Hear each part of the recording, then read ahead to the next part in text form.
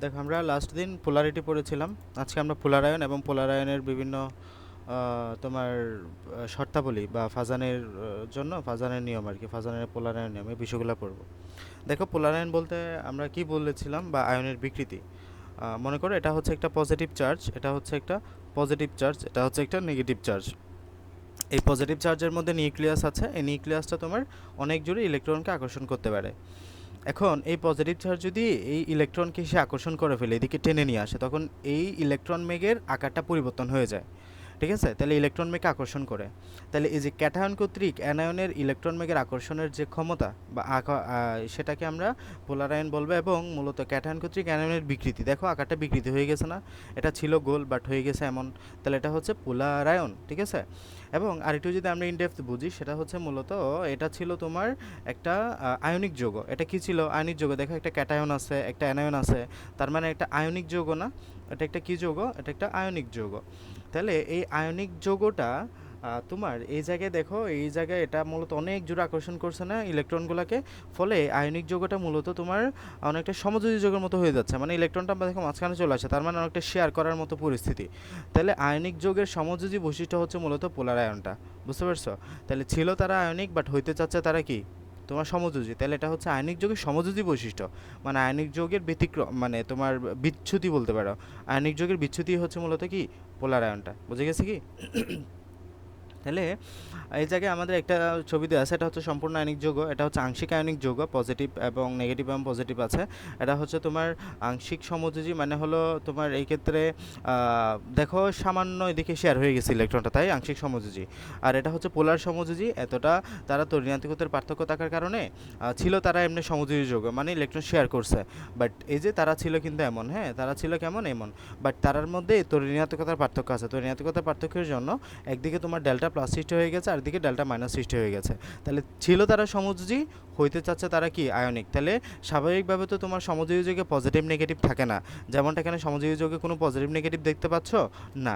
But এই জায়গায় দেখো পজিটিভ নেগেটিভ ব্যতিক্রমটা হচ্ছে পোলার সমযোজী, যেটাকে আমরা বলতেছি পোলারিটি।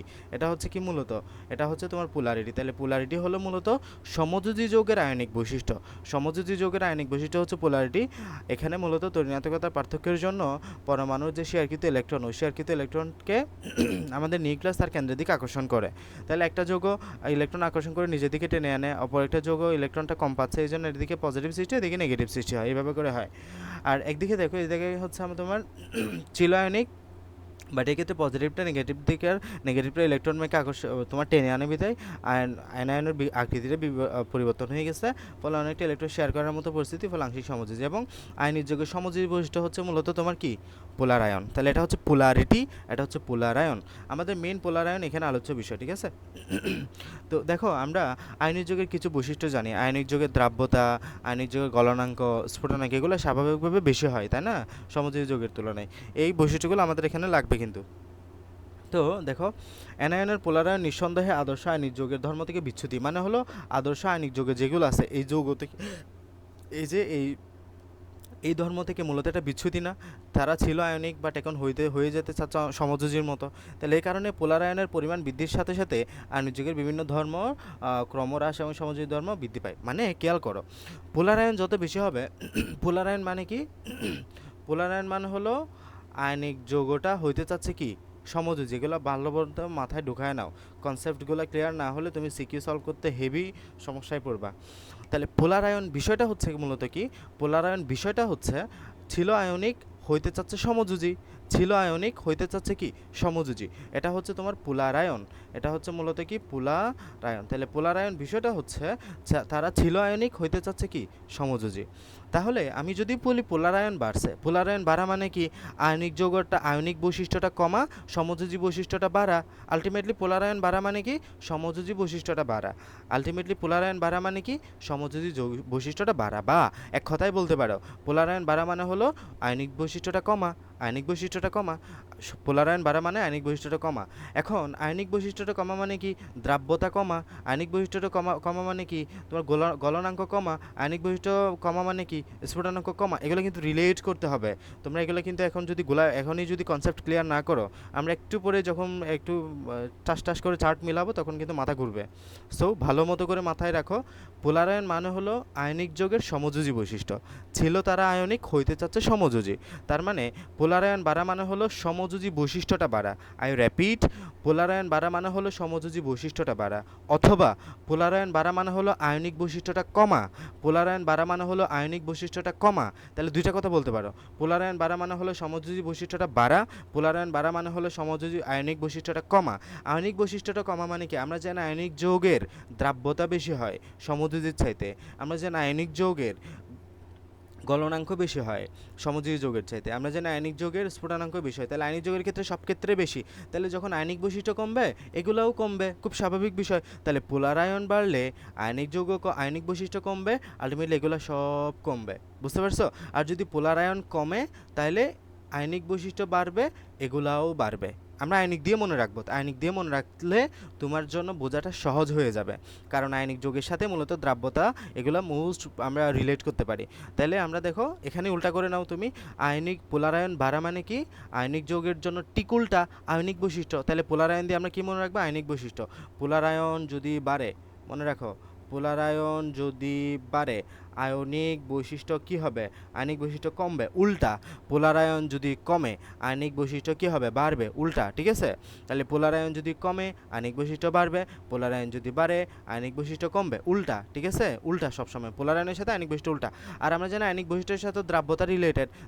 আমরা জানি আয়নিক বৈশিষ্ট্য যত কমবে দ্রাব্যতাও তত কমবে, আয়নিক বৈশিষ্ট্য যত বাড়বে দ্রাব্যতাও তত বাড়বে। সেমভাবে গলনাঙ্ক, সেমভাবে স্ফুটনাঙ্ক। তাহলে আলটিমেটলি আমাদের দ্রাব্যতা অবধি পৌঁছাইতে হবে। বুঝতে পারছো? তাহলে তুমি যদি এখন ডিরেক্ট রিলেশন করো, পোলারায়নের সাথে দ্রাব্যতা কিন্তু ইনভার্সলি প্রপোর্শনাল, মানে হলো ব্যস্তানুপাতিক। পোলারায়ন বাড়লে দ্রাব্যতা কমবে, পোলারায়ন কমলে দ্রাব্যতা বাড়বে। তাহলে কিন্তু আমরা স্টেপ বাই স্টেপ কিন্তু পড়ে গেছি। পোলারায়নের সাথে আয়নিক যৌগের রিলেশন বের করছি, দেন আয়নিক যৌগের সাথে আমরা দ্রাব্যতা, গলনাঙ্ক, স্ফুটনাঙ্ক এসব মিলাচ্ছি। ওকে? তাহলে আমরা সমযোজী বৈশিষ্ট্য, তাহলে সমযোজী বৈশিষ্ট্য মানে হলো আয়নিক বৈশিষ্ট্যের ঠিক বিপরীত। ঠিক আছে?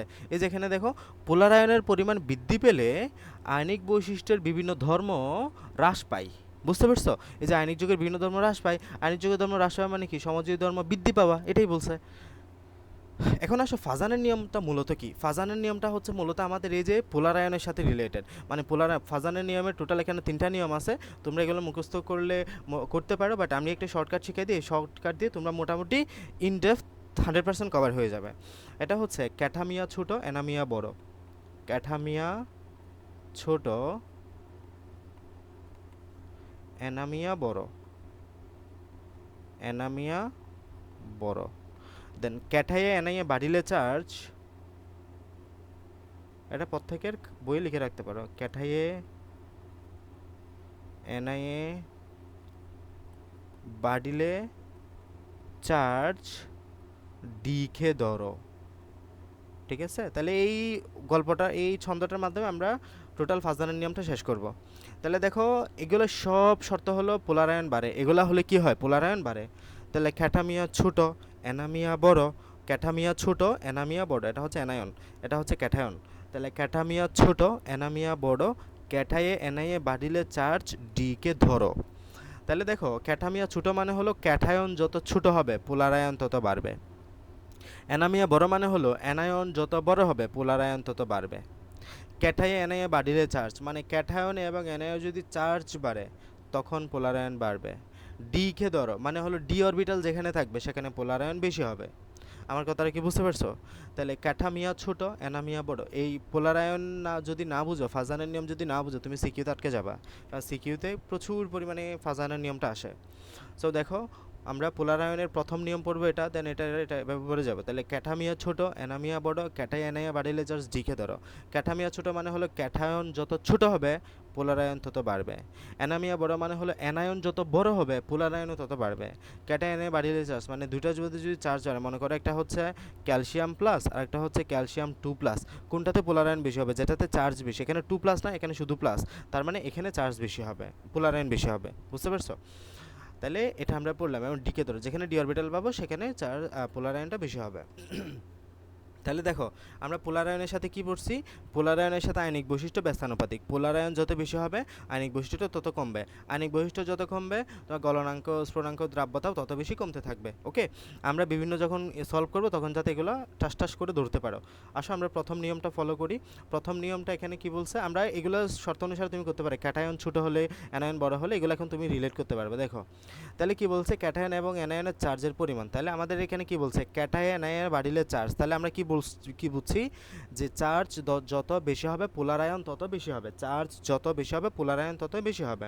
ঠিক আছে, এখন না মানে এতটুকু সবাই কি বুঝছো নাকি কোনো জায়গায় অসুবিধা আছে? আমি একটু ডিপে ঢুকে গেলে তখন কিন্তু মাথা আর ঘুরাবে যদি এখন অবধি না বুঝো। আমাকে ক্লিয়ার করো সবাইকে এতটুকু বুঝছো কিনা, রেজ ইউর হ্যান্ড। আমি বুঝি নাই। বুঝো নাই? ওকে, তারপর কোন জায়গাটায় বুঝো নাই স্পেসিফিক্যালি বলতে পারবা নাকি কিছুই বুঝো নাই? কিছুই বুঝি নাই। ওকে, একটু মনোযোগী হও। হ্যাঁ,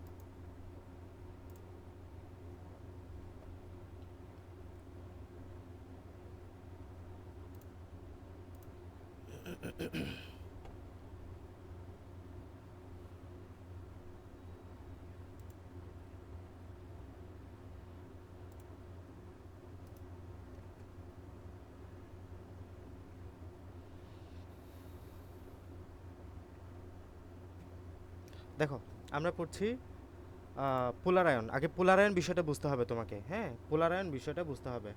পোলার আয়ন বিষয়টা কি, পোলার আয়ন, তাহলে আমরা পোলার আয়ন টপিকটা পড়ছি। পোলার আয়ন মানে কি, আয়নিক যৌগ থেকে সমযোজী যৌগ হওয়ার জন্য একটা আকাঙ্ক্ষা।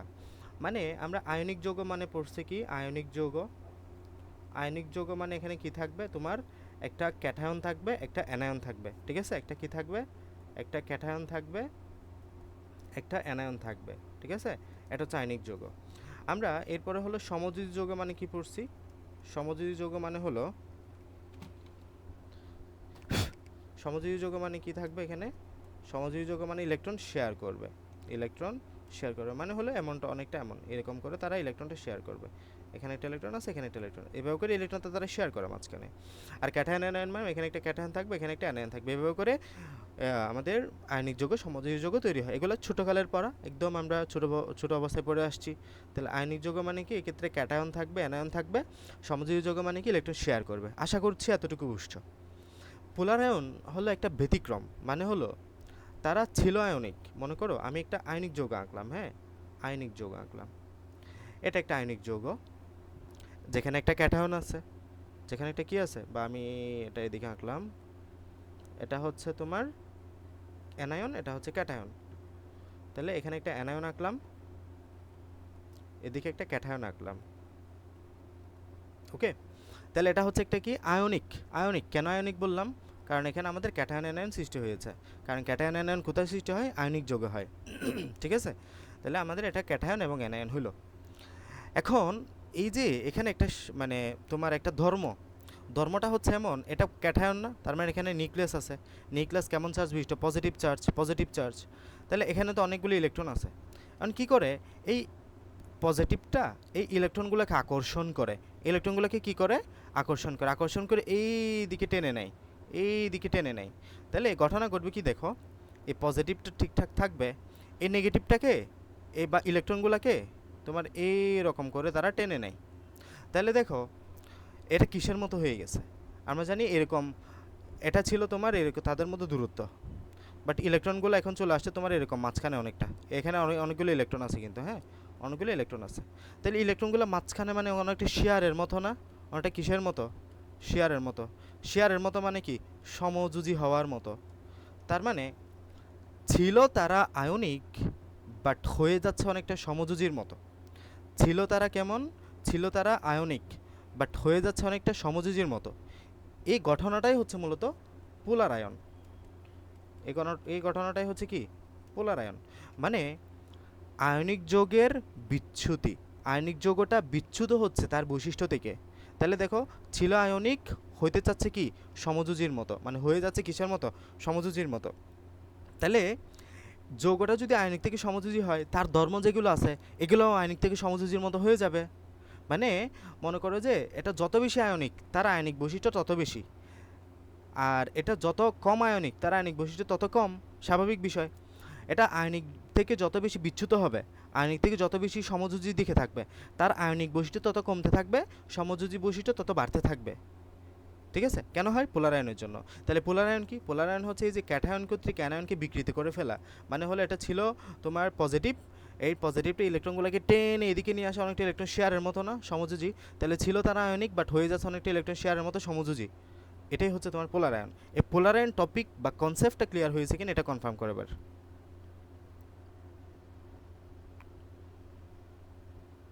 মাহি, বুঝছো? হ্যাঁ, এটা বুঝছি। পোলারায়ন গেল। হুম। এখন পোলারায়ন বুঝলে এরপরের টপিকটা তোমার জন্য সহজ হবে। তাহলে পোলারায়ন মানে কি? পোলারায়ন মানে হলো আয়নিক থেকে সমযোজী হওয়া। পোলারায়ন মানে কি?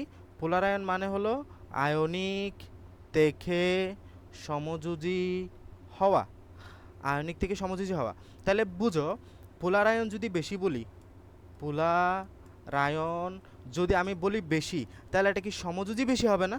পোলারায়ন বেশি মানে কি? সমযোজী ধর্ম বাড়ছে। এই যে দেখো, অনেক বেশি ইলেকট্রন শেয়ার করে ফেলছে তারা, তার মানে আয়নিক বৈশিষ্ট্যটা কমে গেছে। পোলারায়ন বেশি মানে কি? সমযোজী বৈশিষ্ট্যটা বাড়া মানে সমযোজী বৈশিষ্ট্যটা বাড়া। আর পোলারায়ন বেশি মানে কি? আয়নিক বৈশিষ্ট্যটা কমা। বিষয়টা এমন না, কারণ দেখো, পোলারায়ন মানে কি? পোলারায়ন মানে হলো ইলেকট্রনটা শেয়ার করার মতো পরিস্থিতি। তাহলে পোলারায়ন বাড়া মানে কি? ইলেকট্রনটা অনেক বেশি শেয়ার করে ফেলবে, সমযোজীর বৈশিষ্ট্যটা বৃদ্ধি পাবে, আয়নিকটা কমে যাবে না, কারণ আয়নিক মানে তো আমরা জানি এখানে কোনো ইলেকট্রন শেয়ার নাই, একটা ক্যাটায়ন থাকবে একটা অ্যানায়ন থাকবে, বাট এই জায়গায় তো উল্টা হয়ে যাচ্ছে, ইলেকট্রন শেয়ারের মতো পরিস্থিতি। তাহলে আলটিমেটলি পোলারায়ন বাড়া মানে হলো সমযোজী বৈশিষ্ট্যটা বাড়া তথা আয়নিক বৈশিষ্ট্যটা কমা। আয়নিক বৈশিষ্ট্যটা কমা। পোলারায়ন বাড়া মানে কি? আয়নিক বৈশিষ্ট্যটা কমা তথা সমযোজী বৈশিষ্ট্যটা বাড়া। বুঝতে পারছো কি এতটুকু? হ্যাঁ, বুঝছি। ওকে, এতটুকু বুঝলে এর পরের টপিকটাও বুঝবা। এখন পোলারায়ন বাড়া মানে কি? তুমি এখানে কি লিখছো? পোলারায়ন বাড়া মানে হলো, পোলারায়ন বাড়া মানে হলো আয়নিক বৈশিষ্ট্যটা, আয়নিক আমি একটা দিয়ে বোঝাই দেই, আয়নিক বৈশিষ্ট্যটা কমা। এই যে পোলারায়ন বাড়া মানে হলো আয়নিক বৈশিষ্ট্যটা কমা। এখন আয়নিক বৈশিষ্ট্যটা কী কী আছে? আয়নিক বৈশিষ্ট্যটা হচ্ছে তোমার দ্রাব্যতা, আয়নিক বৈশিষ্ট্যটা হচ্ছে তোমার দ্রাব্যতা, আয়নিক বৈশিষ্ট্যটা হচ্ছে তোমার গলনাঙ্ক, আয়নিক বৈশিষ্ট্যটা হচ্ছে গলনাঙ্ক, আয়নিক বৈশিষ্ট্যটা হচ্ছে তোমার স্ফুটনাঙ্ক, স্ফুটনাঙ্ক। তার মানে পোলারায়ন বাড়লে এগুলা সবাই কমে। পোলারায়ন বাড়লে দ্রাব্যতা কমে, পোলারায়ন বাড়লে গলনাঙ্ক কমে, পোলারায়ন বাড়লে স্ফুটনাঙ্ক কমে। আলটিমেটলি এটাই হচ্ছে আমাদের সামারি। এটা যদি তুমি বোঝো, সব কিছু সলভ করতে পারবা, মোটামুটি সব। বুঝতে পারছো? যত হার্ড সিকিউ আসুক, এমসিকিউ আসুক, সলভ করতে পারবা। এই এমসিকিউগুলো আমাদের মেডিকেল অ্যাডমিশন টেস্টে প্রচুর পরিমাণে দেয়, এবং তোমাদের এইচএসসিতে তো একদম আসবেই, মাস্ট। এখান থেকে একটা আসেই প্রত্যেক বছর, ভার্সিটি বলো সব জায়গায় আসে। ওকে, তো এগুলো কিন্তু অনেক কঠিন মনে করে আমাদের যারা মোটামুটি পড়ালেখা মোটামুটিও ভালো, তারা কিন্তু এগুলোকে কঠিন মনে করে, বাট কঠিন না, একটু যদি বুঝো তাহলে সহজ হয়ে যায়। আলটিমেটলি পোলারায়ন বাড়া মানে কি? পোলারায়ন বাড়া মানে আয়নিক বৈশিষ্ট্য কমা। আয়নিক বৈশিষ্ট্যটা কমা মানে কি?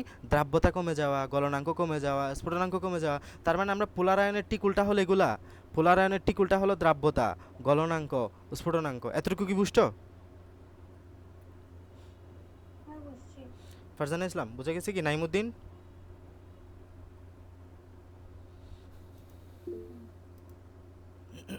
ওকে, এখন তাহলে আমরা টপিকে ঢুকতে পারি। তাহলে আমরা কি বললাম? এখন আমরা দেখো, আমরা কিন্তু এটা সামারি, এটাতে আমরা একটু পরে যাব, আমরা একটু পরে যাইতে যাইতে এটা আবার ভুলে যাও না, এটা ভুলে গেলে কিন্তু আবার বিপদ। পোলারায়ন বাড়া মানে কি? আয়নিক যৌগটা, আয়নিক বৈশিষ্ট্যটা কমা। আয়নিক বৈশিষ্ট্যটা কমা মানে কি? দ্রাব্যতাও কমা, গলনাঙ্কও কমা, স্ফুটনাঙ্কও কমা। আমরা এখানে কিন্তু ফিরে আসবো একটু পরে। এখন আমরা পোলারায়ন নিয়ে কাজ করব। পোলারায়নের জন্য কাজ করার শর্ত হচ্ছে যে ক্যাটামিয়া ছোট, এনামিয়া বড়, ক্যাটায়নে বাড়িলে চার্জ ডিকে ধরো। মানে হলো ক্যাটায়ন যত ছোট হবে পোলারায়নটা তত বাড়বে, অ্যানায়নের ক্ষেত্রে অ্যানায়ন যত বড় হবে পোলারায়নটা তত বাড়বে। ক্যাটায়ে অ্যানায়ে বাড়িলে চার্জ মানে ক্যাটায়ন এবং অ্যানায়নের চার্জ যত বেশি হবে আমাদের পোলারায়নটা তত বাড়বে। এবং ডি কে ধরো, ডি অরবিটাল থাকলে পোলারায়ন তত বাড়বে। তাহলে এটা হচ্ছে ফাজানের নীতি। ফাজানের নীতিতে কি বলে? ক্যাটামিয়া ছোট, অ্যানামিয়া বড়। ক্যাটামিয়া ছোট মানে হলো ক্যাটায়ন যত ছোট হবে, আবারও বলতেছি, ক্যাটামিয়া ছোট মানে হলো ক্যাটায়ন যত ছোট হবে পোলারায়ন তত বাড়বে। অ্যানামিয়া বড় মানে কি, অ্যানায়ন যত বড় হবে পোলারায়ন তত বাড়বে। ক্যাটায়নে বাড়িলে চার্জ মানে ক্যাটায়ন এবং অ্যানায়নের চার্জ যত বাড়বে পোলারায়নও তত বাড়বে। মানে এখানে আমি একদম কি পয়েন্ট এগুলা প্রত্যেকটা লাইন তোমাকে বুঝে বুঝে যেতে হবে, ঠিক আছে? এখন আমরা যদি দেখি এখানে কি বলছে, ক্যাটায়ন অ্যানায়নের চার্জের পরিমাণ, তার মানে আমরা কি পড়ছি, ক্যাটায়ন এবং অ্যানায়নে চার্জের পরিমাণ যত বেশি পোলারায়নও তত বেশি। ক্যাটায়ন এবং অ্যানায়নে চার্জের পরিমাণ যত বেশি পোলারায়নে কি তত বেশি, ঠিক আছে? এখন আসো এটা দেখিও না, আপাতত দেখি না, আপাতত দেখলে তোমার মাথা ঘুরে যাবে। আমরা আগে পোলারায়নের নিয়মটা পড়ি, এবার পোলারায়ন পড়ে ওই লাইনে চলে যাব। আমরা এখানে একটা নোট করলাম না, এই লাইনে চলে যাব। এই লাইনে পোলারায়নের সাথে দ্রাব্যতা, গলনাঙ্ক, স্ফুটনাঙ্ক ব্যস্তানুপাতিক। মানে পোলারায়ন যত বেশি হবে দ্রাব্যতা তত কম হবে, গলনাঙ্ক তত কম হবে, স্ফুটনাঙ্ক তত কম হবে, ঠিক আছে? এখন তুমি পোলারায়নটা মিলাও আগে। এখানে দেখো অ্যালুমিনিয়াম দেওয়া আছে, অ্যালুমিনিয়াম থেকে তুমি আয়ন কি পাও, অ্যালুমিনিয়াম 3+ পাও, অ্যালুমিনিয়াম 3+ পাও। ম্যাগনেসিয়াম থেকে তুমি কি পাও, ম্যাগনেসিয়াম 2+ পাও। সোডিয়াম থেকে তুমি কি পাও, সোডিয়াম প্লাস পাও। তাহলে দেখো কোনটাতে চার্জের পরিমাণ বেশি, এখানে 3+ না, এখানে 2+ না, এখানে প্লাস না। আমরা শর্ত কি পড়ছি যে ক্যাটায়ে অ্যানায়ে বাড়িলে চার্জ, মানে ক্যাটায়ন হোক সেটা অ্যানায়ন হোক সেটা ডাজন্ট ম্যাটার, যদি চার্জ বাড়ে। এখানে দেখো এখানে চার্জ হলো একটাতে 3, একটাতে 2, একটাতে 1। তাহলে আমাদের চার্জ যার বেশি তার পোলারায়ন ক্ষমতাও তত বেশি। তাহলে আমাদের অ্যালুমিনিয়াম 3+-এর পোলারায়ন হবে সবচেয়ে বেশি, এরপরে ম্যাগনেসিয়াম 2+-এর পোলারায়ন হবে, তারপর এরপরে হচ্ছে সোডিয়ামের পোলারায়ন। এটা হচ্ছে আমাদের পোলারায়নের জন্য তোমার কিভাবে আমরা সিরিয়ালটা লিখবো সেটা। এটা কি বুঝছো কিনা এই চারটা?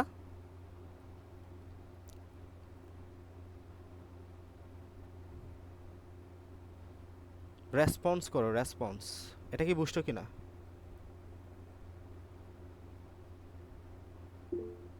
হ্যাঁ বুঝছি। ওকে, আরেকবার বলো তো। দেখো এখানে কি বলছে, আমরা এখানে শর্তে লিখলাম ক্যাটায়ে অ্যানায়ে বাড়িলে চার্জ, মানে ক্যাটায়ন হোক সেটা কিংবা অ্যানায়ন হোক যেটাই হোক, যদি চার্জ বাড়ে তাহলে পোলারায়নটা বাড়বে, ঠিক আছে? এখানে দেখো অ্যালুমিনিয়ামের চার্জ হলো 3, ম্যাগনেসিয়ামের চার্জ হলো 2, সোডিয়ামের চার্জ হলো 1।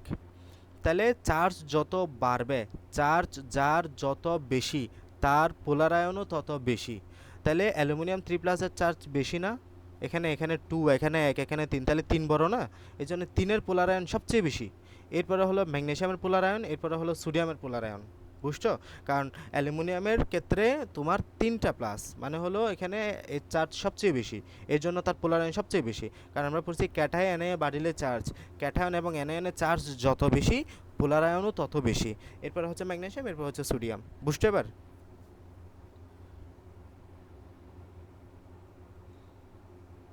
ওকে, এরপরে আসো এটা কিসের, এটা কিসের ইয়ে লিখলাম, পোলারায়ন। এটা কিসের লিখলাম, পোলারায়ন। তোমাকে বের করতে দিছে কিসের, গলনাঙ্ক। কিসে বললো, গলনাঙ্ক স্ফুটনাঙ্ক বললো, বা দ্রাব্যতা যেটাই বলো, গলনাঙ্ক স্ফুটনাঙ্ক। আমি কি বলছি, পোলারায়নের সাথে গলনাঙ্ক হবে ঠিক উল্টা। পোলারায়ন যার যত বেশি, এই যে পোলারায়ন যার যত বেশি তার গলনাঙ্ক স্ফুটনাঙ্ক তত কম। উল্টাভাবে বলতে পারে পোলারায়ন যার যত কম তার গলনাঙ্ক স্ফুটনাঙ্ক বা দ্রাব্যতা তত বেশি, মানে উল্টা। পোলারায়নের সাথে আয়নিক বৈশিষ্ট্য কেমন, ব্যস্তানুপাতিক, উল্টা। এই যে পোলারায়ন যত বেশি আয়নিক বৈশিষ্ট্য তত কম, পোলারায়ন যত বেশি আয়নিক বৈশিষ্ট্য তত কম, মানে তার দ্রাব্যতা বেশি হবে। পোলারায়ন যত বেশি হবে দ্রাব্যতা কম হবে, গলনাঙ্ক কম হবে, স্ফুটনাঙ্ক কম হবে। এখন এখানে ঠিক উল্টায় দাও, এখানে কি বুঝতে পারছো, অ্যালুমিনিয়াম 3+-এর গলনাঙ্ক সবচেয়ে, অ্যালুমিনিয়াম 3+-এর পোলারায়ন সবচেয়ে বেশি না, তার মানে অ্যালুমিনিয়াম 3+-এর গলনাঙ্ক হবে সবচেয়ে কম। ম্যাগনেসিয়াম 2+-এর গলনাঙ্ক মাঝারি না, এক্ষেত্রে আমাদের ম্যাগনেসিয়াম 2+-এর গলনাঙ্ক হবে এরপরে। এরপর সোডিয়াম ক্লোরাইডের পোলারায়ন সবচেয়ে কম না, এখানে গলনাঙ্ক সবচেয়ে বেশি হবে সোডিয়াম ক্লোরাইডের, কারণ এটা পোলারায়ন সবচেয়ে কম, মানে উল্টে যাবে। সব কথা একদম সামারি হচ্ছে উল্টে যাবে। অ্যালুমিনিয়াম 3+ সবার বেশি ছিল না, অ্যালুমিনিয়াম 2+ এখন সবার কম। ম্যাগনেসিয়াম 2+ মাঝে ছিল, সোডিয়াম প্লাস সবার কম ছিল, এখন সোডিয়াম প্লাস সবার বেশি। কারণ আমরা জানি পোলারায়নের সাথে আমাদের এই ধর্মটা ব্যস্তানুপাতিক, ঠিক আছে? এগুলো আবার রিভিউ করবে, ক্লাসটা আবার করবে অবশ্যই, না করলে কিন্তু বুঝতে অসুবিধা হবে। এটা খুবই কনসেপচুয়াল, এটা আমিও এইচএসসি থাকাকালীন অনেকগুলো ক্লাস করেও বুঝতে পারি নাই, বুঝছো? তোমরা যদি এখন বুঝে যাও সেটা ব্লেসিং, মানে এটা তোমরা খুবই ভালো। আর যদি না বুঝো কয়েকবার করে এই ক্লাসটা করবে, আমি রেকর্ডেড দিয়ে দিব, অবশ্যই কয়েকবার করে করে যাবা। আমি যেভাবে একদম শুরু থেকে মানে ডেফ থেকে তুলে আনছি, এভাবে না বুঝার আসলে কিছু নাই, একদম খুঁটিনাটিতে সবই বলছি যা বলার কথা। সো ভালো মতো করে করবা, বুঝে যাবা, সলভ করতে পারবা। এখনো মাত্র একটা গেল, এরপরে আসো যদি দ্বিতীয় নিয়মে আসো। দ্বিতীয় নিয়ম কি বলছে? পোলারায়নের দ্বিতীয় নিয়ম ক্যাটায়ন এবং অ্যানায়নের আকার। ক্যাটায়ন এবং অ্যানায়নের আকারের জন্য কি বলছে? ক্যাটামিয়া ছোট, অ্যানামিয়া বড়। মানে হলো ক্যাটায়ন যত ছোট হবে, অ্যানায়ন যত বড় হবে। একটা একটা বলো। ক্যাটায়ন, ক্যাটামিয়া যত ছোট হবে পোলারায়ন তত বেশি হবে। এখানে শর্তই কি? ক্যাটামিয়া ছোট। ক্যাটায়ন যত ছোট হবে পোলারায়ন তত বড় হবে। ক্যাটায়ন যত ছোট হবে পোলারায়ন তত বড় হবে। সম্পর্ক করব, দেন পোলারায়ন থেকে চলে যাব দ্রাব্যতা বা আমাদেরকে যেটা বলে সেটা। তুমি যদি একসাথে দুই তিনটা মাথা একসাথে মানে একসাথে মাথা প্রেশার দাও ব্রেনে, তাহলে কিন্তু একটাও আসবে না, ঠিক আছে? তো আগে স্টেপ বাই স্টেপ, আগে তুমি এই ফাজানের নিয়ম থেকে পোলারায়ন বের করবা, পোলারায়ন থেকে দেন দ্রাব্যতা এবং বাকিতে যাবা। কারণ আমরা জানি পোলারায়নের সাথে দ্রাব্যতা এগুলো ব্যস্তানুপাতিক, যেহেতু আণবিক যৌগের সাথে ব্যস্তানুপাতিক এগুলো, ঠিক আছে? তার মানে ক্যাটামিয়া ছোট, মানে হলো ক্যাটায়ন যত ছোট হবে পোলারায়ন তত বড় হবে, ঠিক আছে? দেখো এটা এটা হচ্ছে আমাদের তোমার এটা হচ্ছে আমি এগুলো এটা বুঝবা না এখন, আমি তোমাকে বুঝাই। আমরা গ্রুপ 2 এর মৌলগুলোর নাম কি? বিরিয়ানি, মোগলাই, কাবাব, সরিয়ে বাটিতে রাখো। মানে হলো beryllium, magnesium, calcium, strontium, barium, তাই না? এটা হচ্ছে গ্রুপ 2। গ্রুপ 2 এর মৌলসমূহ। এখানে তোমাকে এই শর্তটা খাটাইতে হবে। দেখো আমরা জানি উপর থেকে নিচে আসলে আকার কি হয়? বড় হয়। উপর থেকে নিচে আসলে আকার কি হয়? বড় হয়। ঘটনা কি বলছে এখানে? বলছে যে ক্যাটামিয়া ছোট, ক্যাটায়ন ছোট হলে পোলারায়ন বাড়বে। উপর থেকে নিচে আসো তো, ক্যাটায়নটা কি করতেছে? বড় হচ্ছে না? এগুলো সব ক্যাটায়ন, তো এগুলো এখানে আকারটা বড় হচ্ছে না? আকারটা বড় হলে আমাদের পোলারায়ন কি হবে? এই যে ক্যাটামিয়া যদি ছোট হলে পোলারায়নটা বাড়ে, তাহলে এখানে যদি উল্টাও বলো, তুমি যদি উপর থেকে নিচে যাও, আলটিমেটলি যদি উপর থেকে নিচে আসে তাহলে আকারটা কি হচ্ছে? বড় হচ্ছে। তার মানে নিচ থেকে উপরে যাও, আকারটা ছোট হচ্ছে না? নিচ থেকে উপরে গেলে আকারটা কি হচ্ছে? ছোট হচ্ছে না? নিচ থেকে উপরে গেলে আকারটা ছোট হচ্ছে। আলটিমেটলি নিচ থেকে উপরে গেলে যদি আকারটা ছোট হয় তখন কি হবে? এই যে ক্যাটামিয়া ছোট মানে পোলারায়ন বাড়বে। তার মানে এখানে নিচ থেকে উপরে গেলে পোলারায়নটা বাড়বে, বাড়বে। নিচ থেকে উপরে গেলে পোলারায়নটা বাড়বে। এখন সবার উপরে কে? বেরিলিয়াম। তার মানে বেরিলিয়ামের পোলারায়ন সবচেয়ে বেশি, তারপর ম্যাগনেসিয়াম, তারপর ক্যালসিয়াম, তারপর স্ট্রনশিয়াম, তারপর বেরিয়াম, এভাবে। এখন মিলাও, এই যে beryllium, magnesium, calcium, strontium, barium, এভাবে করে বুঝে বুঝে, ঠিক আছে? তাহলে আমরা কি বুঝলাম? আমরা আগে গ্রুপটা বানালাম। এই যে গ্রুপে বুঝলাম যে আমরা এই যে শর্তের সাথে মিলাম। শর্ত কি ছিল? ক্যাটামিয়া ছোট। কোন দিকে ছোট হয়? উপর থেকে নিচ থেকে উপরে গেলে আমরা দেখতেছি যে ছোট হয়। যেহেতু আমরা জানি উপর থেকে নিচে আসলে বড় হয়, তার মানে নিচ থেকে উপরে গেলে ছোট হবে। এখন যদি নিচ থেকে উপরে গেলে আকার ছোট হয়, আলটিমেটলি পোলারায়ন বাড়বে, কারণ আমাদের শর্তে আছে কি? ক্যাটামিয়া ছোট। ক্যাটামিয়া কি? ছোট। ক্যাটামিয়া ছোট হলে পোলারায়ন বাড়বে। তার মানে উপর থেকে নিচে গেলে আকার ছোট হলে পোলারায়নটা বাড়বে। এই যে তার মানে সবার উপরে কে? বেরিলিয়াম। তার মানে বেরিলিয়াম সবার সবচেয়ে বেশি পোলারাইত, দেন ম্যাগনেসিয়াম, দেন এটা। এখন এটা যদি তোমার পোলারায়নের শর্ত হয়, আমরা জানি পোলারায়নের ঠিক বিপরীত হলো কি? তোমার আয়নিক বৈশিষ্ট্যগুলা, মানে আমাদের গলনাঙ্ক, স্থানাঙ্ক, দ্রাব্যতা। এটার পোলারায়ন যদি সবচেয়ে বেশি হয়, এটার দ্রাব্যতা হবে সবচেয়ে কম। দেখো এদিকে এবার সবার লাস্টে পড়ে গেছে। দেন হলো ম্যাগনেসিয়াম, এই যে আবার ম্যাগনেসিয়াম, এই যে হলো ক্যালসিয়াম, এই যে ক্যালসিয়াম, এই যে স্ট্রনশিয়াম, এই যে স্ট্রনশিয়াম, এই যে বেরিলিয়ামের পোলারায়ন সবচেয়ে কম, এটার গলনাঙ্ক সবচেয়ে বেশি। কারণ আমরা পড়ছি ওই যে আগের সূত্রটা, এই যে এই পৃষ্ঠা লিখে রাখছিলাম। এই যে পোলারায়ন যত বেশি, দ্রাব্যতা, গলনাঙ্ক, স্থানাঙ্ক তত কম। উল্টা, মানে উল্টে যাবে তোমার সিকোয়েন্সটা, তখন কি করবা? উল্টায় দিবা। বুঝতে পারছো এতটুকু? দ্বিতীয় নিয়ম পর্যন্ত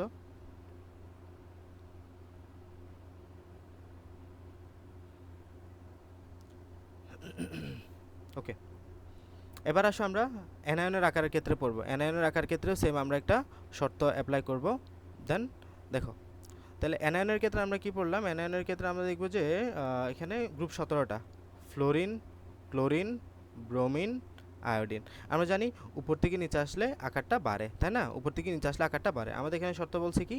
ক্যাটামিয়া ছোট, অ্যানামিয়া বড়। এগুলো সব অ্যানায়ন কিন্তু, দেখো এগুলা fluorine minus, chlorine minus, bromine minus, iodine, এগুলো সব কিন্তু অ্যানায়ন। তাহলে অ্যানায়নের ক্ষেত্রে বড় হলে, এই যে ক্যাটামিয়া ছোট, অ্যানামিয়া বড়, অ্যানায়ন কিন্তু বড় হলে পোলারায়ন বাড়ে, ক্যাটায়নের উল্টা। ক্যাটামিয়া ছোট, এই জন্য ছন্দটা ভালো মতো মনে রাখবা, এগুলো আলাদাভাবে মনে রাখাটা খুবই টাফ। ক্যাটামিয়া ছোট, অ্যানামিয়া বড়। অ্যানামিয়া বড় মানে হলো অ্যানায়ন যত বড় হবে পোলারায়ন তত বাড়বে। এই যে আমরা যখন উপর থেকে নিচে যাচ্ছি, অ্যানায়ন তত বড় হচ্ছে, তার মানে তোমার পোলারায়ন তত বাড়তেছে, পোলারায়নও তত কি হচ্ছে? বাড়তেছে। এই যে যেহেতু আকার বাড়তেছে, পোলারায়ন তত বাড়তেছে কোথায়? উপর থেকে নিচে আসলে। তার মানে সবার নিচে কি? আয়োডিন না? তার মানে আমাদের আয়োডিনের পোলারায়ন সবচেয়ে বেশি। আয়োডিনের পোলার আয়ন কি সবচেয়ে বেশি, তার মানে তুমি যদি পোলার আয়নের লিখো সবার আগে হবে আয়োডিন, এরপরে হবে কে ব্রোমিন, এরপরে হবে কে ক্লোরিন, এরপরে হবে কে ফ্লোরিন। ঠিক আছে, এটা হচ্ছে তোমার পোলার আয়নের কি তোমার চার্ট। এটা হচ্ছে পোলার আয়নের জন্য তোমার ক্রমবিন্যাস, হ্রাসের ক্রম। সবার সবার চেয়ে বড় বেশি পোলার আয়ন কার পাবা, আয়োডিনের, এরপরে ব্রোমিন, এরপরে ক্লোরিন, এরপরে ফ্লোরিনের। এরপরে যদি তোমাকে বলো গলনাঙ্ক স্ফুটনাঙ্কটা বলো, এই যে এখানে কি বললো তারা উপর থেকে নিচে আয়ন পোলারিত হবার প্রবণতা। এই যে দেখো সবার এদিকে হা করা দিছে, হা করা আয়োডিনের দিকে সবার চেয়ে বেশি। এই যে আমরা এখানে আমরা এরা উল্টাভাবে লিখছে আর কি, আমরা আগের মতো করে লিখলাম। এই যে এদিকে সব হা করা, এদিকে হা করা, এদিকে হা করা, আমরা এই আয়োডিনটাই সবার আগে, দেন ব্রোমিন, দেন ক্লোরিন, দেন। এখন আসো, যদি এদের বলা হয় যে তুমি এদের এবার তোমার কি মেলাও, এদের ক্ষেত্রে তুমি বলতেছে গলনাঙ্ক স্ফুটনাঙ্ক, তাহলে কি করবা, উল্টা উল্টা করে দিবা। সবার আগে কি বলবা, ফ্লোরিন, এই যে সবার আগে ফ্লোরিন দিয়ে দিবা, তারপর হচ্ছে ক্লোরিন দিয়ে দিবা, তারপর ব্রোমিন দিবা, একদম সবার লাস্টে আয়োডিনকে ফেলাই দিবা। কারণ আমরা জানি পোলার আয়নের ঠিক বিপরীত হচ্ছে আমাদের কি আয়নিক যৌগ, আয়নিক বৈশিষ্ট্যটা পোলার আয়নের ঠিক বিপরীত ধর্মটা মেনটেন করে। তাহলে এটা এখানে বলছে। এবার এগুলো পড়লে হয়তো একটু মাথা ঘোরাবে যদি তোমরা আগের কনসেপ্টগুলো একদম ইনডেপথ করতে না পারো। এখানে sodium fluoride, sodium chloride, sodium bromide, iodine, এক্ষেত্রে আয়নিক হ্রাসের ধর্ম, হ্রাসের ক্রম, আয়নিক ধর্ম হ্রাস পাচ্ছে, সমযোজী ধর্ম, এগুলো পড়িও আগে আমার এই ক্লাসটা আবার করবা, আবার করে দেন নিজেরা কয়েকটা নিজে সলভ করে তারপর দেখবে যেগুলো খুব মজা লাগতেছে সলভ করতে গিয়ে। হ্যাঁ, তাহলে আমরা কিন্তু তিনটা বিষয় সলভ করলাম ফাজানের নিয়মের। একটা হচ্ছে যে ক্যাটামিয়া ছোটো, মানে ক্যাটায়ন যত ছোটো হবে আকারটা তত, ক্যাটায়ন যত ছোটো হবে আমাদের পোলার আয়ন তত বাড়বে। অ্যানামিয়া বড়, অ্যানায়ন যত বড় হবে পোলার আয়ন তত বাড়বে। ক্যাটায়নে বাড়িলে চার্জ, দেন ডিকে ধরো। ডিকে ধরার ক্ষেত্রে আমাদের জাস্ট একটা বিষয় মাথায় রাখবে যে পোলার আয়নের তৃতীয় নিয়ম, ডি অরবিটাল যেখানে পাবা সেখানে পোলার আয়নের হার বেশি হয়, সেখানে পোলার আয়ন বেশি হয়। এটা হামরি গুরুত্বপূর্ণ না, আগের দুইটা সবচেয়ে বেশি গুরুত্বপূর্ণ ছিল। এটাই হচ্ছে আমাদের মূলত ফাজানের নীতি। বলো সবাই বুঝছো কিনা? এগুলো আবার করতে হবে, এগুলো একবার করলে কখনো হবে না। হ্যাঁ, আমি মনে হয় আমার খুব মনে আছে, এই অধ্যায়টা আসলে অনেক বড় তো, এবং এটা মোটামুটি এইচএসসির জন্য খুব তো গুরুত্বপূর্ণ। অবশ্য এইচএসসির জন্য তো পড়া হয়েছে মিনিমাম 8 থেকে 10 বার, বাট আমার খুব মনে আছে এটা মেডিকেল অ্যাডমিশন টেস্টের জন্য এতবার যে পড়া লাগছে, ইভেন আমার মনে হয় যেগুলো পেজ নাম্বার সহ মুখস্থ হয়ে গেছিলো, এমনভাবে পড়তে হয়েছে 20 থেকে 25 বার করে একবার পড়তে হয়েছিল। ঠিক আছে, সো এগুলো আসলে বারবার বারবার বারবার পড়ে, আমি যেমন 40 বার পড়ে আমার মিনিমাম এই অধ্যায়টা 40 থেকে 45 বারের মতো মনে করে পড়া হয়েছে। 40-45 বার পড়ে তারপর কনসেপ্টগুলো একদম ক্লিয়ার হয়েছে। সো তুমি এটা ভেবো না তুমি একবারও তো পড়ো নাই, আমি যা বলতেছি তা শুনতেছ, আমার একবার শোনাতেই তোমার কনসেপ্ট ক্লিয়ার হবে, এটা বোঝা মানে তুমি বোকামি করতেছ। সো তুমি আমার একবার শোনাতে, আমার মুখের কথা শোনাতে এটা কখনো তোমার একবারে কনসেপ্ট ক্লিয়ার হবে না। যা হয়েছে ঠিক ততটুকুই ভালো, এখন যা বুঝছো এটা ইনাফ।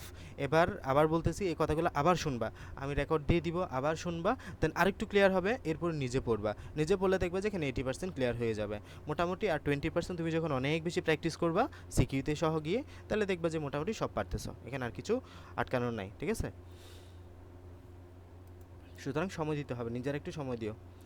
তাহলে দেখো এখানে ক্যাটায়নের ইলেকট্রন বিন্যাস গেল। এর হচ্ছে পোলারিটি, পোলারায়ন আমরা বুঝলাম, নাহিমাকে ধরলাম। পোলারিটি মানে কি? পোলারিটি মানে হলো এটা হচ্ছে একটা সমযোজী যৌগ।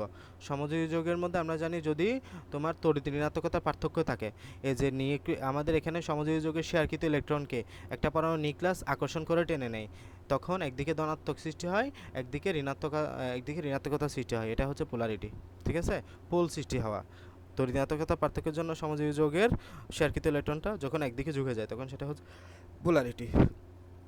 মোটামুটি আমাদের অর্ধেক গুরুত্বপূর্ণ টপিকগুলো আমরা শেষ করলাম। এরপরে আরও কিছু আছে, হাইড্রোজেন বন্ধনটা গুরুত্বপূর্ণ এবং আরও কিছু পড়াশোনা আছে। দেখো আয়নিক বিভব বা আয়নিক পটেনশিয়াল, এগুলো রিডিং পড়বা, এগুলো আমারই গুরুত্বপূর্ণ না, এগুলো রিডিং পড়বা। এই যে মূল এখানে এইটা যে এইচএসসিতে কতবার আসছে, অনেকবার আসছে, এখানে কয়েকশো স্টার দিয়ে দিবে। হ্যাঁ, এই যে তোমার কর্ণ সম্পর্কটা, লিথিয়ামের সাথে ম্যাগনেসিয়ামের, বেরিলিয়ামের সাথে অ্যালুমিনিয়ামের, বোরনের সাথে সিলিকনের, এগুলাই দিবে। এই 5টা থেকে এগুলাই দিবে শুধু, এখানে আর এর বাইরে দেয় না, সকল পরীক্ষায় আর কি অ্যাডমিশনে এগুলো দেয়, এর বাইরে আসে না। তাহলে কর্ণ সম্পর্কটা পড়বা। ডাইপোল মোমেন্ট এত কঠিন কঠিন পড়ালে তোমাদের এগুলো হচ্ছে লেস ইম্পর্টেন্ট। হ্যাঁ, এগুলো অ্যাডমিশনে গেলে তখন পড়িও ভালো মতো করে, আপাতত এইচএসসির জন্য লাগবে না। ব্যান্ডার ওয়ালস আকর্ষণ, এগুলো বুঝে যেতে হবে একটু। দেখো আমাদের ব্যান্ডার ওয়ালস বলের সংজ্ঞাটা কি? ব্যান্ডার ওয়ালস বল কাকে বলে?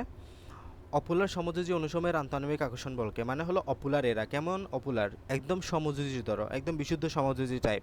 সমযোজী যৌগের অনুসমূহ আন্তঃআণবিক মানে একে অপরকে, মনে করে যে অক্সিজেন অণু, অক্সিজেন অণুর মধ্যে একটা অক্সিজেনের মধ্যে আরেকটা অক্সিজেন অণুর যে আকর্ষণ বল পরস্পর, এটাই হচ্ছে ভ্যান ডার ওয়ালস বল। তাহলে একটা অপোলার সমযোজী অনুসমূহের মধ্যে আন্তঃআণবিক আকর্ষণ বলকে কি বলবা, ভ্যান ডার ওয়ালস আকর্ষণ বল বলবা। এবং এইখানে আমরা কি কি পাবো, ভ্যান ডার ওয়ালস বল, আমরা নন বন্ডিং ভ্যান ডার ওয়ালস বল কি কি পাবো, আন্তঃআণবিক বল আয়ন ডাইপোল বন্ড পাবো, হাইড্রোজেন বন্ড পাবো, ডাইপোল ডাইপোল বন্ড পাবো, আয়ন আবিষ্ট ডাইপোল পাবা, ডাইপোল আবিষ্ট ডাইপোল পাবো, লন্ডন বল বা বিস্তরণ বল পাবো। এই বলগুলোর জন্য আমাদের একটা সুন্দর চার্ট করে দেওয়া আছে। মোটামুটি তোমরা যদি চার্টটা পড়ো না, এখানে মোটামুটি আর কিছু পড়তে হবে না।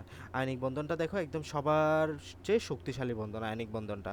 এটা শক্তির মাত্রা কত, 400 থেকে 4000, 400 থেকে 4000 কিলোজুল পার মোল।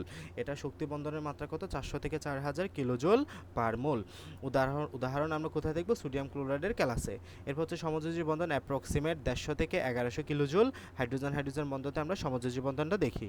এবার হচ্ছে ধাতব বন্ধন, এখানে আমরা এগুলো পড়তে হবে না, যা শক্তির মাত্রাটা পড়বো, উদাহরণটা পড়বা, বিশেষ করে উদাহরণটা। ধাতব বন্ধনের মাত্রা হচ্ছে 75 থেকে 1000 জুল, এবং আয়রন ধাতুর সময় আমরা পাই, মানে যে কোনো ধাতুতে আর কি।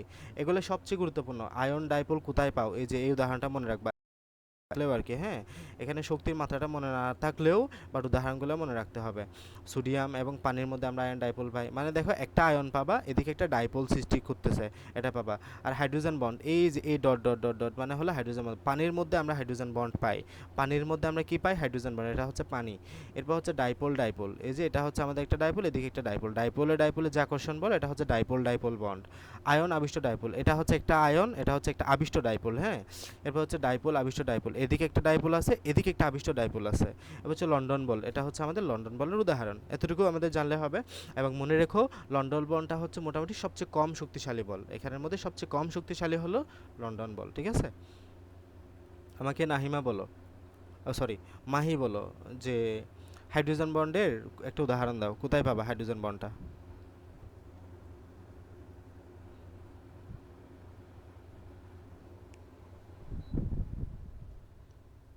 তাড়াতাড়ি তাড়াতাড়ি। বুঝি নাই তো। হাইড্রোজেন বন্ডের উদাহরণ দাও, কোথায় পাবা।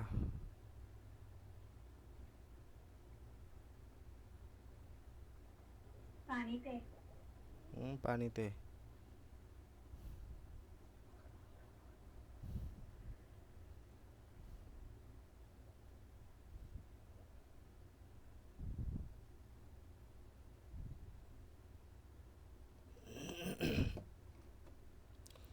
আচ্ছা, তার মানে মনোযোগী আছো, ওকে।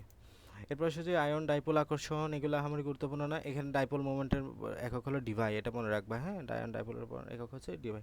এগুলা মোটামুটি আমি চাইলে বিস্তারিত পড়াইতে পারি, বাট লেস ইম্পর্টেন্ট। এগুলা তোমাদের এইচএসসিতে তো আসেই না, অ্যাডমিশনও খুব একটা এগুলো আসে না। হ্যাঁ, যেগুলো আসে জাস্ট আমি এগুলো পড়াই যাচ্ছি। এই যে এই বক্স থেকে কোয়েশ্চেন আসে, এই বক্সটা একটু পড়তে হবে। দেন হাইড্রোজেন বন্ড থেকে আসে, এই যে এই উদাহরণগুলো তো বললাম। পোলার আয়ন ইতিমধ্যে বললাম। তারপর হচ্ছে এই যে একটা অণু একটা স্থায়ী ডাইপোলকে আকর্ষণ করতেছে। দেন বিস্তরণ বল লন্ডন বলের জন্য উদাহরণটা গুরুত্বপূর্ণ। বিস্তরণ বল লন্ডন বল কে আবিষ্কার করেন, ফ্রিঞ্চ লন্ডন, এর না ওনার নাম অনুসারে আমাদের বিস্তরণ বল লন্ডন বল বলা হয়। এবং লন্ডন বলের জন্য উদাহরণটা খুব গুরুত্বপূর্ণ। কোথায় আমরা লন্ডন বল পাবো, যে নোবেল গ্যাস যেগুলো আছে তোমার হিলিয়াম নিয়ন আর্গন ক্রিপ্টন জার্ন রেডন, এগুলোতে আমরা বিস্তরণ বা লন্ডন বলটা পাই। ঠিক আছে, মানে নিষ্ক্রিয় গ্যাস সমূহ আর কি। হ্যাঁ, এরপর বিস্তরণ বল বা লন্ডন বলের তোমার হচ্ছে 1 থেকে 10 কিলোজুল পার মোল।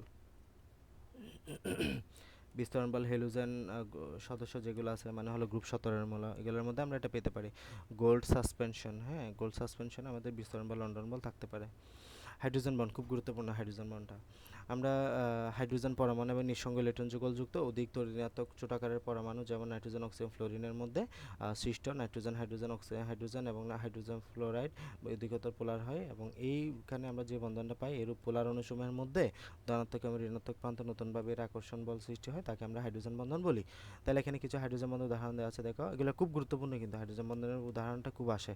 হাইড্রোজেন ফ্লোরাইড, পানি, মিথানল ইত্যাদির মধ্যে আমরা হাইড্রোজেন বন্ধন দেখলাম। হাইড্রোজেন বন্ধনের প্রকারভেদ আছে। হাইড্রোজেন বন্ধনের শক্তির ক্রমটা দেখো, হাইড্রোজেন ফ্লোরাইড হলো সবচেয়ে বেশি, এরপরে ওয়েচ, এরপরে এইচএন। হাইড্রোজেন ফ্লোরাইডের স্ফুটনাঙ্ক 19.5 সেন্টিগ্রেড সেলসিয়াস। হাইড্রোজেন বন্ধন দুই প্রকার, একটা হচ্ছে খুব গুরুত্বপূর্ণ এগুলা, একটা হচ্ছে মানে এখান থেকে পরীক্ষায় উদাহরণ আসেই, হ্যাঁ, একদম লাল দাগে বলি। এ করা আছে দেখো, আন্তঃআণবিক এবং অন্তঃআণবিক। আমি একটা ট্রিক্স দিয়ে এটা মনে রাখতাম যে আন্তঃআণবিকের উদাহরণগুলো ছোট ছোট। কেন জানো, এটা এভাবে ট্রিক্সটা কাজে দিত, একদম সব পরীক্ষায় কাজে দিছে, আটকায় নেই। কীরকম, দেখো তোমাকে বলতেছে আন্তঃআণবিক হাইড্রোজেন বন্ধনের উদাহরণ কোনটা। দেখো আন্তঃআণবিক হাইড্রোজেন বন্ধনের উদাহরণ কোনটা, হাইড্রোজেন ফ্লোরাইড পাওয়া যায়, পানি পাওয়া যায়, অ্যালকোহল এবং ফেনল, ঠিক আছে, এগুলো হচ্ছে তোমার আন্তঃআণবিক হাইড্রোজেন বন্ধনের উদাহরণ। আর অন্তঃআণবিক এটা হচ্ছে আন্তঃআণবিক, এটা হচ্ছে অন্তঃআণবিক। অন্তঃআণবিক মানে হলো এর ভিতরে, মানে অণুগুলোর ভিতরে আমরা পাই। আর আন্তঃআণবিক মানে হলো একটা হাইড্রোজেন ফ্লোরাইডের সাথে আরেকটা হাইড্রোজেন ফ্লোরাইড, বা একটা পানির সাথে আরেকটা পানির। আর অন্তঃআণবিক মানে হলো মানে এর ভিতরে আমরা পাই, মনে করো হাইড্রোজেন ফ্লোরাইডের ভিতরে আমরা হাইড্রোজেন বন্ডটা পাচ্ছি না, ঠিক আছে।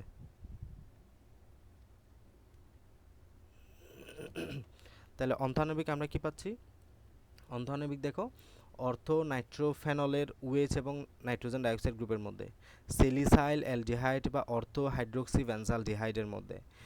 একইভাবে স্যালিসাইলিক অ্যাসিড বা অর্থো হাইড্রোক্সি ভ্যানজোইক অ্যাসিডের মধ্যে অন্তঃআণবিক হাইড্রোজেন বন্ধন দেখতে পাই। তাহলে আন্তঃআণবিক হাইড্রোজেন বন্ধন কোথায় পাচ্ছ, হাইড্রোজেন ফ্লোরাইড, পানি, অ্যালকোহল, ফেনল। তাহলে একটা সহজ ট্রিক্স হলো আন্তঃআণবিক হাইড্রোজেন বন্ধনের নামগুলো ছোট ছোট, দেখো হাইড্রোজেন ফ্লোরাইড, পানি, অ্যালকোহল, ফেনল।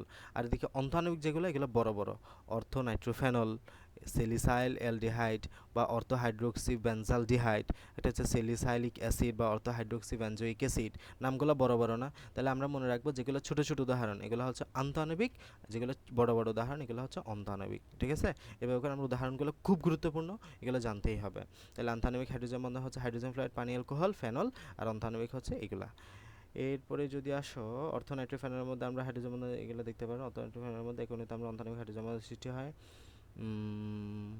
এগুলা পড়ে তো করতে পারবে না, এই জন্য না পড়াই বেটার। হাইড্রোজেন সালফেট হলো গ্যাস, পানি হলো তরল, কারণ পানির মধ্যে আমরা কি পাই, তোমার হাইড্রোজেন বন্ধন পাই। এরপরে হচ্ছে কিলেশন, কিলেশন কি সংজ্ঞাটা পড়ে দেখতে পারো, আসে না খুব একটা। এখানে কঠিন অবস্থা হাইড্রোজেনের মধ্যে সবচেয়ে দ্রুত, এই যে এখানে হাইড্রোজেন বন্ধনের এটা দেওয়া আছে। হাইড্রোজেন বন্ধনকে আমরা এরকম ডট ডট ডট দ্বারা চিহ্ন প্রকাশ করি, হ্যাঁ, ডট ডট দ্বারা আমরা প্রকাশ করি, এরকম ডট ডট দ্বারা চিহ্নিত করি। আর এখানে আরও কিছু উদাহরণ দেওয়া আছে, এই যে এখানে হচ্ছে তোমার মিথেন, এটা হচ্ছে সিএসসি সিএস3, ইথেন, ইথেন হলো অপোলার, এখানে আমরা কেবল বিস্তরণ বল থাকে। CH3NH2 হলো পোলার অণু, আর ক্রিপ্টন হলো অপোলার, হ্যাঁ, এখানে কেবল বিস্তরণ বল থাকে। এগুলো একটু মনে রেখো, কোথায় কী কী বল থাকে, কী কী বন্ধন থাকে। হাইড্রোজেন বন্ধনের গুরুত্বটা গুরুত্বপূর্ণ, হ্যাঁ, এটা আমাদের অনেকটাও সিকিউতে দিয়ে দিতে পারে, ইনভেরিয়েবলি কম দেয় তবে ইনভেরিয়েবলি দিয়ে দিতে পারে হাইড্রোজেন বন্ড কোথায় কোথায়, একবার রিডিং দিবা যা মনে থাকে। আমাদের প্রধান তিনটে অণু কি আছে, প্রোটিন, নিউক্লিক অ্যাসিড দিয়ে DNA, RNA, deoxyribonucleic acid, ribonucleic acid, carbohydrate যৌগসমূহ হাইড্রোজেন বন্ধনে গুরুত্বপূর্ণ। তাহলে আমাদের দেহের 70% পানি না, ওই পানির মধ্যে আমরা হাইড্রোজেন বন্ধন পাই। আবার আমাদের দেহের শক্তিদায়ক প্রধান খাদ্য কার্বোহাইড্রেট না, মানে ভাত, প্রোটিন, এগুলোর মধ্যে আমরা হাইড্রোজেন বন্ধন পাই। প্রাণী দেহের বিভিন্ন তন্ত্র যেমন চর্ম মানে স্কিন, অস্থি মানে হলো হাড্ডি, টিস্যু, রক্ত, চুল ইত্যাদি প্রোটিন গঠনে হাইড্রোজেন বন্ধনের ভূমিকা রয়েছে। তাহলে ইত্যাদি ইত্যাদি আমরা বলে দিবা। এবং এখানে আরও কিছু কথাবার্তা বলা আছে, প্রোটিনের পলি অ্যামাইড শিকলের সেকেন্ডারি এবং টারশিয়ারি কাঠামোতে রয়েছে হাইড্রোজেন বন্ধন, হ্যাঁ। বরফ পানির উপরে ভাসে, এর মূলে রয়েছে পানির অণুতে হাইড্রোজেন বন্ধন গঠনের ভূমিকা রয়েছে। হাইড্রোজেন বন্ধনের মাধ্যমে চতুস্থলকীয়ভাবে বিন্যস্ত থাকে, এগুলো রিডিং পড়বা, আমার গুরুত্বপূর্ণ না, রিডিং পড়বা জাস্ট, হ্যাঁ। এখানে আমাদের ডিএনএর গঠনটা দেখাচ্ছে, ডিএনএর মধ্যে কীভাবে হাইড্রোজেন বন্ধন গঠন হয়। আমরা ডিএনএর স্ট্রাকচার বা জীববিজ্ঞানে পড়বো, জীববিজ্ঞানের প্রথম অধ্যায়ে বুটানির, এগুলো হচ্ছে সব সময় হাইড্রোজেন বন্ধন। তাহলে অ্যাডেনিন এবং থাইমিনের মধ্যে 2টা হাইড্রোজেন বন্ড আমরা পাই, গুয়ানিন এবং সাইটোসিনের মধ্যে 3টা হাইড্রোজেন বন্ড আমরা পাই, ঠিক আছে। এগুলো হাইড্রোজেন বন্ডগুলো দেখাই দিয়েছে, এবং এটা হচ্ছে আমাদের একটা নিউক্লিয়েটেড স্ট্রাকচার যেটা আমাদের ডিএনএ ডাবল হেলিক্সটা গঠন করছে। এরপর হচ্ছে আমাদের লাস্ট একটা টপিক হচ্ছে এই অধ্যায়ের অজৈব যৌগের নামকরণ, ঠিক আছে। আমরা এতক্ষণ যা পড়ছি এগুলো মোটামুটি অধ্যায়ের গুরুত্বপূর্ণ টপিক ছিল। এরপর আমাদের এখানে অজৈব যৌগের নামকরণের কিছু কথাবার্তা বলা আছে, এগুলো জাস্ট আমি এই চারটা দেখে যাইলেই হবে, হ্যাঁ। এখানে দেখো, ক্রোমিয়াম 2+ মানে ক্রোমাস, নামে শেষে কি যুক্ত হয়েছে, আস। ক্রোমিয়াম 3+ মানে ইক, তার মানে ক্রোমিক আয়ন। Fe2+ মানে ফেরাস, আস যুক্ত হয়েছে। Fe3+ মানে হলো ফেরিক, ইক যুক্ত হয়েছে। কপার প্লাস মানে কিউপ্রাস, আস যুক্ত হয়েছে। কপার 2+ মানে ইক, মানে হলো আমরা যখন জারণমান তোমার জারণমান যোজনী যখন সর্বনিম্ন যোজনী তখন আস, যখন সর্বোচ্চ যোজনী তখন ইক, আস ইক, ঠিক আছে।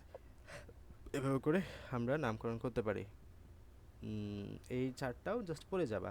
এটা হচ্ছে অ্যামোনিয়াম, এটা হচ্ছে perchlorate, permanganate, acetate, carbonate, sulphide, sulphate, thiosulphate, hydrogen phosphate, chromate, dichromate, peroxide, phosphate. এরপর হচ্ছে ক্লোরাইড, ক্লোরাইড, হাইপোক্লোরাইড, এই যে এটা হচ্ছে হাইপো, এটা হচ্ছে hydrogen phosphate, hydrogen sulphate, hydrogen carbonate, cyanide, hydrogen hydroxide, nitrate, nitrite. Okay, এগুলা পড়ে যাবা একটু মনোযোগ দিয়ে। দেন অক্সো অ্যাসিড, এগুলো গুরুত্বপূর্ণ কিন্তু এই লাস্টেরগুলা। এখানে কোনটার সংকেত কেমন, হ্যাঁ? এই যে অক্সো অ্যাসিডের মধ্যে দ্বিতীয় ধাতু যার মান সবচেয়ে কম এর নামকরণ হাইপো, তৃতীয় মূল্য আস যুক্ত করা হয়। মানে হলো হাইপো মানে হলো সর্বনিম্ন জারণ মান যখন হবে তখন আমরা হাইপোক্লোরাস অ্যাসিড, যখন সর্বোচ্চ জারণ মান হবে তখন ক্লোরিক অ্যাসিড, হ্যাঁ? তাহলে এটা হচ্ছে সর্বনিম্ন জারণ মান। এরপরে হচ্ছে তোমার সর্বনিম্ন জারণ মান হলে তাহলে আমরা কি যুক্ত করব, হাইপো। আর সর্বনিম্ন থেকে একটু বেশি মানে মাঝারি হলে আমরা শুধু আস যুক্ত করব। আর সর্বোচ্চ হলে যদি সর্বাপেক্ষা বেশি হয় তাহলে ইক যুক্ত করব। মানে আমি তোমাকে জাস্ট একটা উদাহরণ দিয়ে বুঝাই দিই। দেখো এখানে আমাদের ক্লোরিন আছে না, ক্লোরিনের জারণ মান কত হইতে পারে জানো? ক্লোরিনের জারণ মান 1 হইতে পারে, 3 হইতে পারে, 5 হইতে পারে। ক্লোরিনের জারণ মান যখন তুমি 1 ইউজ করবা, আমি জানি তোমাদের জন্য এগুলো একটু কঠিন, মানে বুঝতে হয়তো অসুবিধা হচ্ছে, বাট যা বুঝতেছো বা উদাহরণগুলাই মনে রাখলে চলবে। তাহলে ক্লোরিনের জারণ মান আমরা তিনটা পাইতে পারি, একটা হচ্ছে 1, 3 এবং 5। এই 1 যেটা আছে এটা যদি তুমি ইউজ করো, এটা হচ্ছে সর্বনিম্ন না, এটা হচ্ছে সর্বনিম্ন। আর এটা হচ্ছে সর্বনিম্ন থেকে একটু বেশি মানে হলো মাঝামাঝি। আর এটা হচ্ছে সর্বোচ্চ, এটা হচ্ছে কি সর্বোচ্চ। তাহলে সর্বনিম্ন যেটা, এটা যদি ইউজ করো তুমি নামের শেষে কি যুক্ত করবা, হাইপো যুক্ত করবা। মাঝারি মানের যেটা যুক্ত, হাইপো প্লাস আস যুক্ত করবা, হাইপো প্লাস আস। আর মাঝারি মানের যেটা আছে এটার সাথে শুধু আস যুক্ত করবা। আর সবার উপরে যেটা আছে এটার সাথে তুমি ইক যুক্ত করবা, ইক, ঠিক আছে? তাহলে দেখো এখানে এক ইউজ হয়েছে, এক মানে হলো সবার সর্বনিম্নটা। তাহলে হাইপোক্লোরাস কি যুক্ত করেছো, হাইপোক্লোরাস। সেমভাবে হাইপোব্রোমাস, হাইপো আয়োডাস, হাইপোনাইট্রাস, এভাবে করে। এরপর আসো যে আমি ক্লোরিনের উদাহরণটা দিচ্ছি, ক্লোরিনের 3 মনে করে ইউজ হয়েছে, তাহলে এক্ষেত্রে শুধু আস যুক্ত হবে না, তাহলে হচ্ছে শুধু ক্লোরাস। সেমভাবে ব্রোমাস, আয়োডাস, সালফিউরাস। সেমভাবে আমরা যদি সর্বোচ্চটা ইউজ করি মানে হলো যেটা 5, তাহলে ক্লোরিনের ক্ষেত্রে chloric acid, bromic acid, iodic acid, sulphuric acid. তাহলে এই নামগুলো কিন্তু আমাদের এইভাবে করে আসছে, এগুলো হচ্ছে অজৈব যৌগের নামকরণ। আমরা জৈব যৌগের নামকরণ ইন ডেপথ বিস্তারিত পড়াশোনা করি দ্বিতীয় অধ্যায়ের আমাদের রসায়ন দ্বিতীয় পত্রের। বাট অজৈব যৌগের নামকরণ আমরা যেহেতু এমনিই পড়ে আসছি এইভাবে করে আমরা পড়ে যাই, বাট এখানে যেহেতু আমাদের খুব ছোট্ট একটা অংশ দেওয়া আছে আমাদের এটা পড়া উচিত, ঠিক আছে? তাহলে এটা হচ্ছে তোমার এইভাবে আমরা শিখি, হ্যাঁ? তোমার সর্বনিম্ন হলে হাইপো প্লাস আস, মাঝারি মানের হলে শুধু আস, এবং সর্বোচ্চ হলে ইক। তাহলে এখানে আমরা হাইপোক্লোরাস, ক্লোরাস এবং ক্লোরিক এভাবে করে আমরা বুঝলাম। এরপরে অক্সো অ্যাসিড মানে হলো অক্সিজেন থাকবে এখানে, হ্যাঁ? অক্সো অ্যাসিডের বেলায় তৃতীয় মৌলের জারণ সংখ্যা ইক অ্যাসিড অপেক্ষা বেশি এর ক্ষেত্রে পার প্লাস তৃতীয় মৌল প্লাস ইক যুক্ত হয়। তাহলে দেখো এই ক্ষেত্রে আমার ক্লোরিনের জারণ সংখ্যা যদি 7 ইউজ হয়, ক্লোরিনের জারণ সংখ্যা দেখো এখানে আমাদের ছিল 5, এক্ষেত্রে দেখো আমাদের জারণ সংখ্যা কিন্তু আমাদের তৃতীয় মৌলের জারণ সংখ্যা ইক অপেক্ষাও বেশি। এক্ষেত্রে দেখো ইকে ছিল কত, +5 না, বাট এক্ষেত্রে আমাদের ইউজ হয়েছে কত, +7 না। ওই ক্ষেত্রে তুমি পার ইউজ করবা, সবার শেষে কি ইউজ করবা, পার ইউজ করবা, পার ক্লোরিক অ্যাসিড ইউজ করবা, ঠিক আছে? সবার শেষে কি দিয়ে দিবা, একটা পার শব্দ দিয়ে দিবা, পার প্লাস এখানে ক্লোরিক অ্যাসিড, পার ক্লোরিক অ্যাসিড। সেমভাবে আমরা পার সালফিউরিক অ্যাসিড, এটা এটাকে কি দিব, এটাকে দিব পার সালফিউরিক অ্যাসিড, ঠিক আছে? এটাকে দিব কি, পার সালফিউরিক অ্যাসিড। ওকে, তাহলে তোমার যদি এখানে এই যে আমাদের এই তোমার অক্সো অ্যাসিডের বেলায় যদি তোমার এখানে আমরা অ্যাসিডের ইকের চাইতেও বেশি জারণ মান ইউজ হয়, এক্ষেত্রে আমরা এখানে পার ইউজ করব। পার ক্লোরিক অ্যাসিড মানে সবার শেষে একটা পার আনবো, প আকার পা র, পার ক্লোরিক অ্যাসিড, পার সালফিউরিক অ্যাসিড। ওকে, এতটুকু জানলে চলবে। এরপরে হচ্ছে যদি পানি থাকে, হ্যাঁ, পানি যদি থাকে, সবচেয়ে বেশি সংখ্যক পানির অণু সংযোজন ঘটলে মোলেসের সাথে পূর্বে অর্থ, কম পানির অণু যুক্ত করলে মেটা। এগুলো আসলে আমরা জৈব যৌগ বললে তখন আরও ক্লিয়ার হবে। তাহলে দেখো যদি তোমার বেশি সংখ্যক পানির অণুর সাথে যুক্ত হয় তাহলে হলো অর্থ নামের আগে, কম সংখ্যক পানির সাথে যুক্ত হলে মেটা, তারপর হলো মাঝামাঝি যুক্ত হলে পাইরো। তাহলে দেখো এখানে 3টা পানির অণুর সাথে যুক্ত হচ্ছে, তাহলে হলো অর্থো ফসফরিক অ্যাসিড, ঠিক আছে? সবচেয়ে বেশি সংখ্যক না, এখানে 3টা সংখ্যক পানির অণুর সাথে যুক্ত হচ্ছে। আর সবার কম মানে কি, মেটা। এই যে সবার বেশি হলে অর্থ, কম হলে মেটা। তাহলে সবার বেশি হলে অর্থ, একদম কম হলে মেটা। এই যে একদম একটা পানি তাহলে মেটা ফসফরিক অ্যাসিড, এটা হবে অর্থো ফসফরিক অ্যাসিড। আর যদি মাঝামাঝি হয় তাহলে পাইরো ফসফরিক অ্যাসিড। বুঝতে পারছো? এবার আসো যে পারঅক্সো, এখানে যদি আমাদের অক্সোইক অ্যাসিডের একটি অক্সিজেন পরমাণু পারঅক্সাইড গ্রুপ দ্বারা প্রতিস্থাপিত হলে পারঅক্সো অ্যাসিড, সময় কি আছে? 6 মিনিট, 6 মিনিট আছে। আচ্ছা, তাহলে দেখো এখানে আমাদের যদি অক্সোইক অ্যাসিডের বেলায় অক্সিজেন পরমাণু দ্বারা প্রতিস্থাপিত হলে পারঅক্সো অ্যাসিড যুক্ত হয়, তাহলে এখানে অক্সিজেন দ্বারা প্রতিস্থাপিত, এখানে দেখো একটা অক্সিজেন যুক্ত হয়েছে না, 3 থেকে 4 হয়ে গেছে, এখানে 4 থেকে 5 হয়ে গেছে, এখানে 5 থেকে 4 থেকে 5 হয়ে গেছে। এবার যদি একটা অক্সিজেন যুক্ত হয় তাহলে নাইট্রিক থেকে পার অক্সো নাইট্রিক অ্যাসিড, সালফিউরিক থেকে পার অক্সো সালফিউরিক অ্যাসিড, মানে একটা অক্সিজেন যুক্ত হয়েছে। এরপর ফসফরিক থেকে পার অক্সো ফসফরিক অ্যাসিড, পার অক্সো ইথানোয়িক অ্যাসিড, ঠিক আছে। এরপরে হ্যালোজেনের অক্সো অ্যাসিড সমূহ, এক্ষেত্রে আমরা হাইপো হ্যালাস অ্যাসিড বলি এদেরকে, মনে করো হাইপোক্লোরাস, হাইপোব্রোমাস, হাইপোইউরাস, হ্যালাস অ্যাসিড, ক্লোরাস, ব্রোমাস, আয়োডাস, এইভাবে করে আমরা উদাহরণগুলো পড়বা। আর হাইড্রেট মানে কি পানিযুক্ত হওয়া, কপার সালফেট উইথ 5s2, এই যে কপার সালফেট পেন্টাহাইড্রেট, পেন্টা মানে 5, হাইড্রেট মানে পানি, ferrous sulphate heptahydrate, magnesium sulphate heptahydrate, zinc fluoride tetrahydrate, sodium sulphate decahydrate, deca মানে 10, জিঙ্ক সালফেট মানে হেপ্টাহাইড্রেট, জিঙ্ক সালফেট হেপ্টাহাইড্রেট। এভাবে করে আমরা পারক্লোরিক অ্যাসিডের সংকেতটা দেখি। এরপরে মোটামুটি শেষ। আমরা এখানে অবস্থান্ত যৌগের জটিল নামকরণ সংকেত, এগুলো আমরা এখানে আহামরি বিষয় না, এখানে এই জায়গায় আমাদের এগুলো একটু পড়তে হবে, খুব গুরুত্বপূর্ণ এটা তোমার, এটা 5 স্টার দিও, এটা হ্যাঁ 5 স্টার দিও। নিরপেক্ষ লিগ্যান্ডের নাম কি কি আছে? নিরপেক্ষ লিগ্যান্ড হচ্ছে পানি, অ্যামোনিয়া, কার্বক্সি, তোমার কার্বন মনোক্সাইড এবং নাইট্রোসিল কার্বনিল। তাহলে দেখো লিগ্যান্ড মানে কি, লিগ্যান্ড মানে হলো আমাদের এখানে জটিল যৌগ গঠনে যেটা ইলেকট্রন দান করে, এটাকে আমরা কি বলি? লিগ্যান্ড বলি, হ্যাঁ। জটিল যৌগ গঠনে যেটা আমাদের ইলেকট্রন দান করে সেটাকে আমরা বলি লিগ্যান্ড। এই নিরপেক্ষ লিগ্যান্ড কে কে আছে? পানিকে বলি অ্যাকোয়া, অ্যামিনকে বলি অ্যামিন, কার্বনিল এবং নাইট্রোসিল। এরপরে অ্যানায়ন লিগ্যান্ড কী কী আছে? Fluorine, chloride, bromide, iodine, hydroxyl এবং cyano, fluoro, chloro, bromo, iodo, hydroxo, cyano. আর এগুলো হচ্ছে জটিল ধাতব আয়ন, ধাতব আয়ন, কপার, এগুলো ধাতব আয়ন, এগুলো আমার গুরুত্বপূর্ণ না।